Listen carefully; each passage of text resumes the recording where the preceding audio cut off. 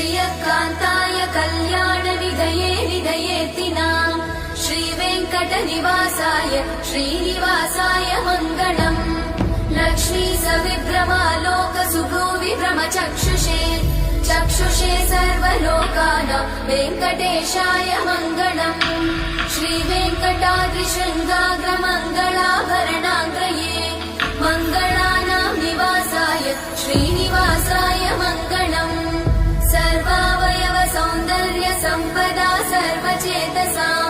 सदा सम्मोहनायास्तु वेङ्कटेशाय मङ्गलम्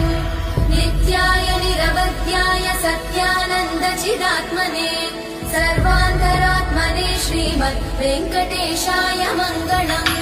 स्वतः सर्वविदे सर्वशक्तये सर्वशेषिने सुलभाय सुशीलाय वेङ्कटेशाय मङ्गलम्।